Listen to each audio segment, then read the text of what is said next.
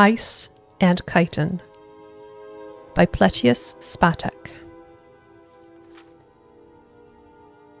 The tale dates to the year 855 of the Second Era, after General Talos had taken the name Tiber Septim and begun his conquest of Tamriel. One of his commanding officers, Beatia of Iliolus, had been surprised in an ambush while returning from a meeting with the Emperor. She and her personal guard of 5 soldiers barely escaped and were separated from their army. They fled across the desolate, sleet-painted rocky cliffs by foot. The attack had been so sudden they had not even the time to don armor or get to their horses. "If we can get to the Gorvai Ridge," hollered Lieutenant Escutus, gesturing toward a peak off in the mist, his voice barely discernible over the wind, "we can meet the legion you stationed in Pornak." Beatia looked across the craggy landscape through the wind-swept hoary trees and shook her head. "Not that way. We'll be struck down before we make it halfway to the mountain. You can see their horses' breath through the trees." She directed her guard toward a ruined old keep on the frozen isthmus of Nerone, across the bay from Gorvai Ridge. Jutting out on a promontory of rock, it was like many other abandoned castles in northern Skyrim, remnants of Riemann Cyrodiil's protective shield against the continent of Akavir. As they reached their destination and made a fire, they could hear the army of the war chiefs of Danstrar behind them, making camp on the land southwest, blocking the only escape but the sea.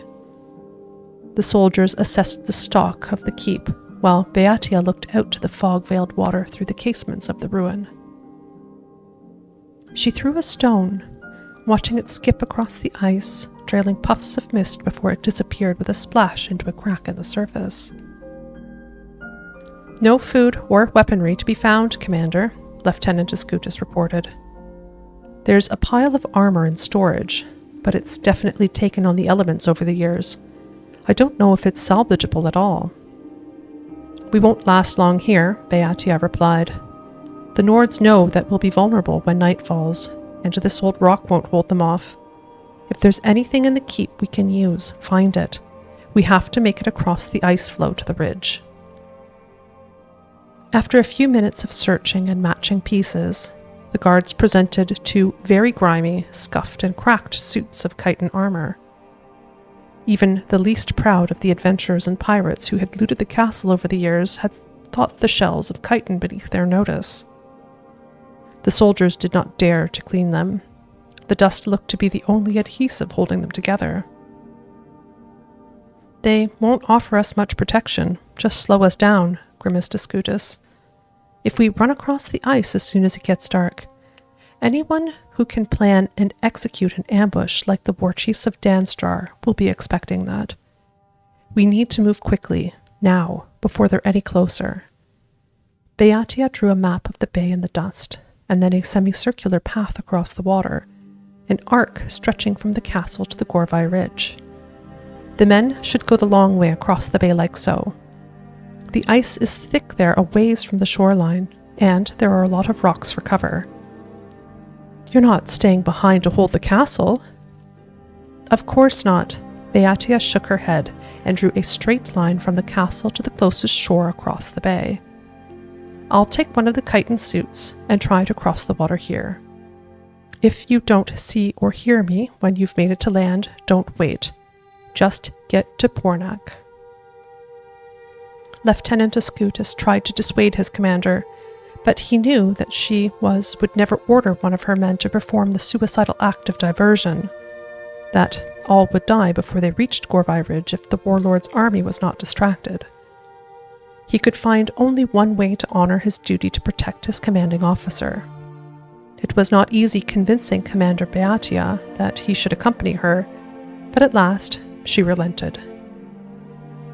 The sun hung low, but still cast a diffused glow, illuminating the snow with a ghostly light, when the 5 men and 1 woman slipped through the boulders beneath the castle to the water's frozen edge. Beatia and Escutus moved carefully and precisely, painfully aware of each dull crunch of chitin against stone. At their commander's signal, the 4 unarmored men dashed towards the north across the ice. When her men had reached the first fragment of cover, a spiral of stone jutting a few yards from the base of the promontory, Beatia turned to listen for the sound of the army above. Nothing but silence. They were still unseen. Ascutus nodded, his eyes through the helm showing no fear. The commander and her lieutenant stepped onto the ice and began to run. When Beatia had surveyed the bay from the castle ramparts, the crossing closest to shore had seemed like a vast, featureless plain of white. Now that she was down on the ice, it was even more flat and stark. The sheet of mist rose only up to their ankles, but it billowed up at their approach like the hand of nature itself was pointing out their presence to their enemies. They were utterly exposed. It came almost as a relief when Beatia heard one of the war chief's scouts whistle a signal to his masters. They didn't have to turn around to see if the army was coming. The sound of galloping hoofs and the crash of trees giving way was very clear over the whistling wind. Beatia wished she could risk a glance to the north to see if her men were hidden from view, but she didn't dare. She could hear Ascutus running to her right, keeping pace, breathing hard. He was used to wearing heavier armor, but the chitin joints were so brittle and tight from years of disuse, it was all he could do to bend them. The rocky shore to the bridge still looked at eternity away when Beatia felt and heard the first volley of arrows. Most struck the ice at their feet with sharp cracking sounds, but a few nearly found home, ricocheting off their backs. She silently offered a prayer of thanks to whatever anonymous shellsmith, now long dead, had crafted the armor. They continued to run, as the first rain of arrows was quickly followed by a second and a third. "Thanks, Tendar," Ascutus gasped. "If there was only leather in the keep, we'd be pierced through and through. Now, if only it weren't so rigid." Beatia felt her own armor joints begin to set, her knees and hips finding more and more resistance with every step. There could be no denying it. They were drawing closer toward the shore, but they were running much more slowly. She heard the first dreadful galloping crunch of the army charging across the floe toward them. The riders were cautious on the slippery ice, not driving their horses at full speed, but Beatia knew that they would be upon the two of them soon. The old chitin armor could withstand the bite of a few arrows, but not a lance driven with the force of a galloping horse. The only great unknown was time. The thunder of beating hooves was deafening behind them when Ascutus and Beatia reached the edge of the shore. The giant, jagged stones that strung around the beach blockaded the approach. Beneath their feet, the ice sighed and crackled. They could not stand still, run forward, nor run back.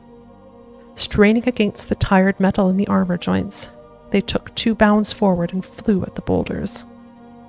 The first landing on the ice sounded an explosive crack.